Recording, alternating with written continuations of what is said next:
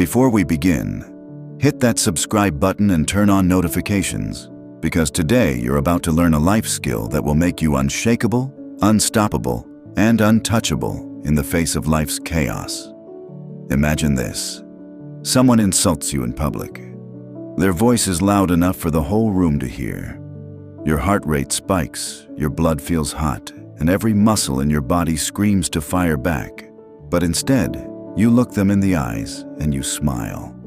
Not the fake, forced smile of someone pretending not to care, but the calm, steady smile of someone who is in complete control. You speak with clarity, not anger. You walk away without carrying their poison. And while everyone else wonders how you did it, you know the truth. This is Stoicism. And once you master it, no insult, no betrayal, no loss, and no storm will ever have the power to control you again. Most people misunderstand Stoicism.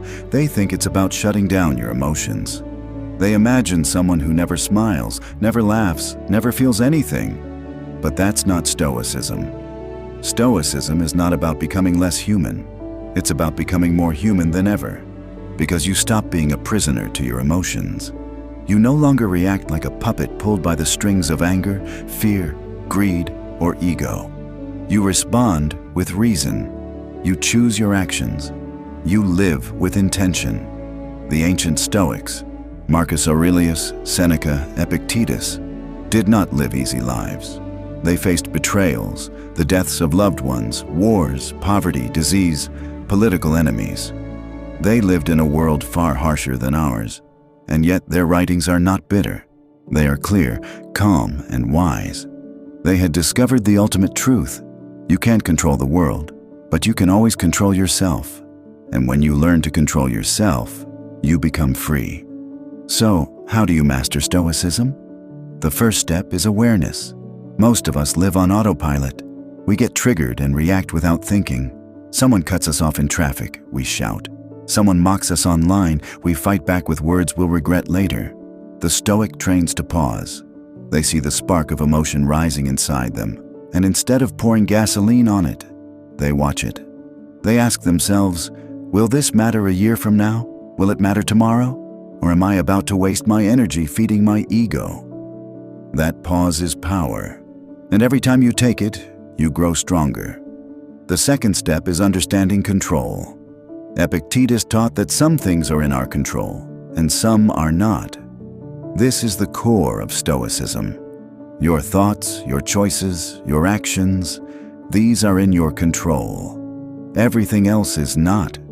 You cannot control the weather. You cannot control the past. You cannot control what people say about you. You cannot control whether others like you or not.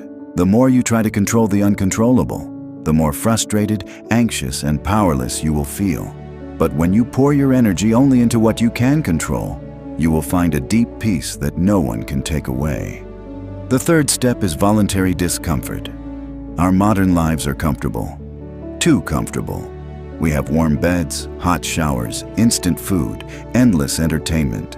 And that's why small problems feel like big ones. The Stoics trained themselves by choosing discomfort. They took cold baths. They fasted.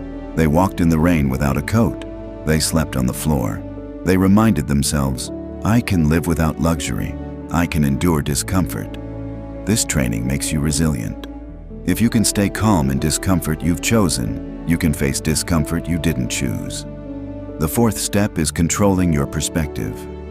Marcus Aurelius wrote in his journal, you have power over your mind, not outside events.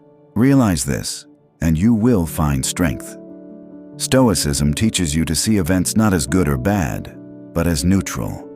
Something happens, it just is. The meaning you give it comes from you. Two people can experience the same event. One falls apart, the other grows stronger. The difference is perspective. When something bad happens, ask yourself, how can I use this? What can I learn? How can I grow? The fifth step is preparing for challenges before they come. Stoics practiced something called premeditatio malorum, the premeditation of evils. They imagined worst-case scenarios before they happened. Not to be negative, but to be ready. They would think, What if I lose my job? What if I lose my wealth? What if I lose my health? What if I lose the people I love? This mental training removes fear. When you've already accepted that bad things can happen, they no longer shock you into despair. You meet them with calm readiness. The sixth step is living by values, not feelings. Feelings change every day. They're unstable. If you live by them, you'll be tossed around like a ship in a storm. The Stoic decides who they want to be: honest, courageous, disciplined, compassionate, and then lives by those values no matter how they feel in the moment. This is true strength. The seventh step is to remember death. Memento mori. Remember you must die. Not as a dark obsession, but as a reminder that life is short. Marcus Aurelius reminded himself daily, you could leave life right now. That awareness changes how you live. You stop wasting time on meaningless arguments, on chasing approval, on holding grudges. You focus on what truly matters. You live fully. The eighth step is service. The Stoics believed we are part of a greater whole. We are not here just to serve ourselves, but to serve others, to contribute to the world in whatever way we can. When your life has purpose beyond yourself, the small annoyances and petty problems lose their power over you. Mastering Stoicism is not a one-time achievement. It's a daily practice. Every insult is an opportunity to practice patience. Every delay is a chance to practice calm. Every hardship is a lesson in resilience. Over time, you will notice that the things that once made you lose your temper will no longer touch you. The storms will still come, but you will remain steady. Awareness, control, discomfort, perspective, preparation, values, mortality, service. Practice these every day. Live them. And one day, you will wake up realizing that nothing outside of you has power over what is inside you. That is freedom. That is strength. That is mastery.